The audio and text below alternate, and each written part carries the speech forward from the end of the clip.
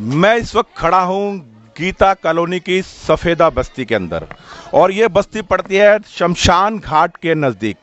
कल यहाँ पर एक वाकया हुआ, वाकया नहीं कहूँगा, यहाँ पर एक दुर्घटना हुई। मात्र 3 साल की बच्ची जिसका नाम गुड़िया था, उस गुड़िया को एक वहशी ने अपनी हवस का शिकार बनाया और उस वहशी का नाम था नूरुल इस्लाम। मैं यहाँ किसी संप्रदाय की बात नहीं करना चाहता, आप नाम से पहचान जाएंगे कि वो किस संप्रदाय का है।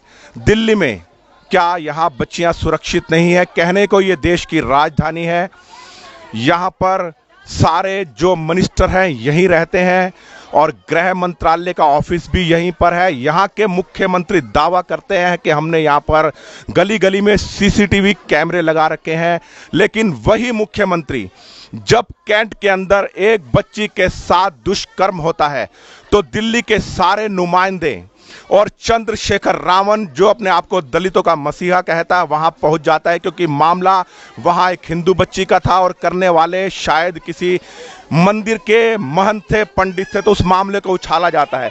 लेकिन यहां पर मामला एक हिंदू बच्ची का है और दुष्कर्म करने वाला व्यक्ति संप्रदाय विशेष का है।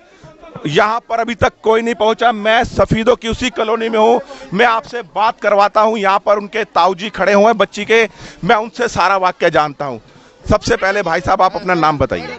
जी, मेरा नाम शशि है और ये 9 ब्लॉक की तकनो सफेदा बस्ती है। ये यहाँ पे हमारी एक छोटी सी बच्ची है, 3 साल की, 3-3.5 साल की मेरी भतीजी है। वो यहाँ के हमारे घर के नहीं बल्कि जितने भी मतलब पब्लिक जो रहते हैं सबके बच्चे खेलते हैं यहाँ पे। छोटा सा एरिया है, ये आप पीछे देख सकते हैं, ये एक आदमी का घर है। ये मैं आपको दिखाना चाहता हूँ, ये है उस दुष्कर्मी का मकान, दरिंदे का घर, जिसने सिर्फ 3 साल की बच्ची, जो 3 साल की बच्ची हमारे हिंदू समाज में सनातन धर्म में देवी का रूप मानी जाती है, लेकिन उस दुष्कर्मी ने, संप्रदाय विशेष के व्यक्ति ने, जिसका नाम है नूरुल इस्लाम। मैं यहाँ पर संप्रदाय की बातें नहीं करने आया हूँ, लेकिन नाम से आप पहचान जाएंगे कि वो किस संप्रदाय का है। तो कल क्या वाकया हुआ आपके साथ? कल 3-3.5 साल की बच्ची है हमारी, वो खेलते कूदते या तो यहाँ आ गई या वो बेला फुसला कर उसका घर में ले आया। उसके बाद जो उसने गंदा काम करना था वो उसने वहाँ पर उस काम को अंजाम दिया। हमारी बच्ची जाती है घर में, जाते ही रोने लगती है, वो बहुत रोती है। रोते रोते वो तो डर के मारे कुछ बता नहीं रही, डर रही है, काफ़ी सहम सी गई। और जब उसकी दादी और उसकी माँ ने पूछा क्या हुआ, फिर वो बाद में रोते रोते बताती है कि वो अंकल है, टेलर अंकल है। तो एक्चुअली वो यहाँ पर टेलरिंग का काम करता था, टेलरिंग का काम करता है वो। तो अंकल ने ऐसे ऐसे करा, कपड़े वगैरह उतारे मेरे और ऐसे ऐसे मेरे संग काम करा। उसने बता दिया, जो बच्चा है बच्चे के तरीके से उसने बता दिया, ठीक है। वो हमें यहाँ पे मिला नहीं, उसको ढूंढा, वो यहाँ मिला नहीं। फिर उसका पता करवाया है कहाँ, तो पता चला वो अपनी फैक्ट्री में वो आरोपी ये दुष्कर्म करने के बाद यहाँ से भाग गया था। हाँ जी, यहाँ से बिल्कुल भाग गया, फरार हो गया। उसके बाद उसका पता करा हमने कहाँ है, तो वो फैक्ट्री में था जहाँ वो जॉब कर रहा है। तो उसको वहाँ से पकड़ के लाए, हमने बैठाया, इसको पूछा क्यों करा और सही बता दे, करा नहीं करा। तो बच्चे तो रो रही है।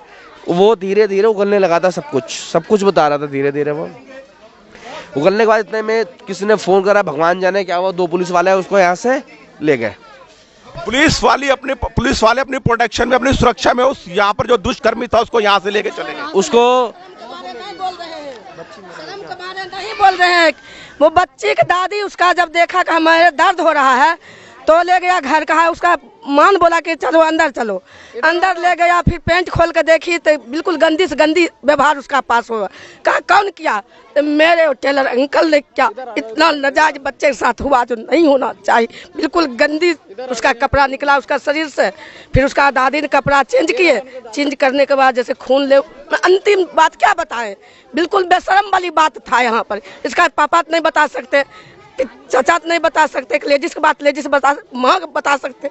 दादी कपड़ा खोली, जब उसका पास गंदी से गंदी चीज देखी।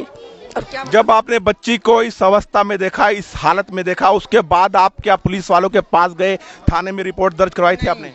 हम पुलिस वाले के पास नहीं गए, हम भाग के इधर आए और वो हमारी मीना उना है सबके से पूछने लगे मेरे बच्चा किधर से भाग के गया। तो मैं इधर आए तो इसका दरवाज़ा खुला हुआ था, अंदर से बंद था। और जब फिर मैं वापस घर गया तो मेरा बहू बोल रहा है कि मम्मी से वो सिलाई अंकल के बात कर रहा है, कह रहा है। फिर मेरा लड़का आया, उतने ही में वो ताला बंद देखा कि बुढ़िया हल्ला कर रही है बाहर आंटी, तो ताला बंद करके वो भाग गया। उसके बाद आप पुलिस वालों के पास गए, आप थाने में गए थे, वहां पर कल लाठी चार्ज भी हुआ, आप लोगों के ऊपर लाठी चार्ज हुआ था। इससे पहले जो है ये जब बच्चे से सारा घटना जब पूछताछ की है तो मुजरिम जो है यहाँ से भाग गया। भागने के बाद जो है किसी तरह मुजरिम को बहला फुसला के फिर वहाँ से फैक्ट्री से लाया गया। लाने के बाद उससे पूछताछ कर रहा था कि भाई क्या हुआ, कैसे तुमने मतलब ऐसे, तो वो सारी कहानी मतलब वो बताने लग गया और पब्लिक इकट्ठा हो गई, बताने लग गया। इतने में मतलब 2 पुलिस वाले आए और उसको अपने सुरक्षा में लेके चला गया। तो हम लोग उसके पीछे पीछे थाने तक गए इंसाफ मांगने के लिए। हम लोग पूरे बस्ती गए थे, यहाँ से 1-2 बंदे नहीं, पूरे बस्ती गए थे इंसाफ मांगने के लिए। हम लोग मतलब रोड पे भी थे और मतलब हम लोग इंसाफ मांग रहे थे। इंसाफ आने में देरी लग गई, देरी लगने के बाद और आदमी इकट्ठा होते गया, वहाँ भीड़ लगती गई और मतलब रास्ता जाम होते गया। इसी पे जो है सो मतलब लाठीचार्ज शुरू कर दिया गया। बहुत से महिला की भी चोट लगी है, लड़की की भी चोट लगी है, इनके हाथ में भी चोट लगी। ये देखिए, क्या अपने हक के लिए आवाज उठाना गुनाह है या अपने हक के लिए प्रदर्शन करना गुनाह है? ये देखिए बच्ची के यहाँ पर बच्ची जब मारा डंडा, पुलिस वाले ने लाठीचार्ज करा, मेरे हाथ पे मार दिया उन्होंने। शर्म नहीं आई उनको लाठीचार्ज करने के लिए? ये अपने हक की आवाज उठा रहे थे, लेकिन पुलिस प्रशासन पता नहीं किस दबाव में है, किस वजह से पुलिस प्रशासन ने इन निर्दोषों के ऊपर लाठी चार्ज कराए।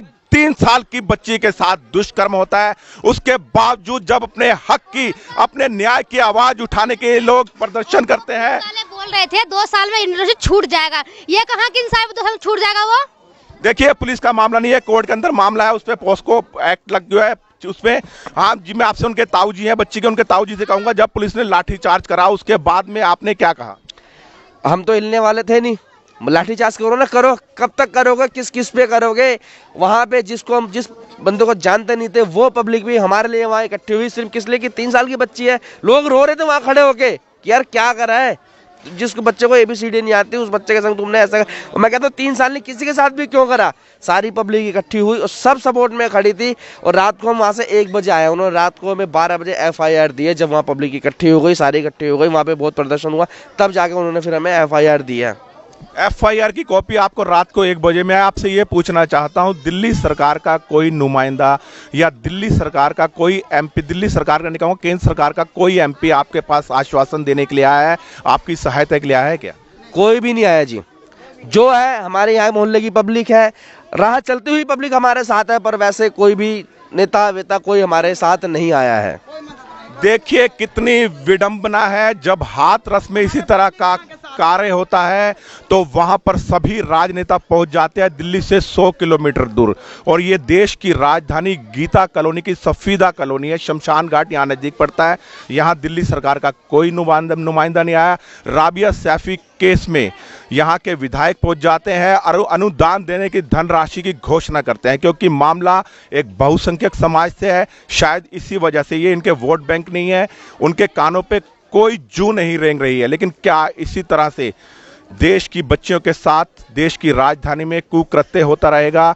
और ये संप्रदाय विशेष के, ये दुष्ट प्रवृत्ति के लोग इसी तरह बच्चों के साथ करते रहेंगे। कल भी सुल्तानपुरी में एक वाकया हुआ, हीरा नाम के बच्चे को, जो लड़का था जिसकी बहन के साथ 8 महीने पहले दुष्कर्म हुआ था, वो बेल से बाहर आते हैं और उसके भाई को, जिस बहन के साथ दुष्कर्म हुआ था, गोलियों से भून देते हैं। ये कल का वाकया था सुल्तानपुरी का। और आज कल ही की तारीख के अंदर इन छोटी सी बच्ची के साथ दुष्कर्म होता है, लेकिन दिल्ली सरकार का कोई नुमाइंदा नहीं आता। मैं दिल्ली की जनता से कहता हूं, ऐसे बिजली पानी के मुद्दों पे मत बिके।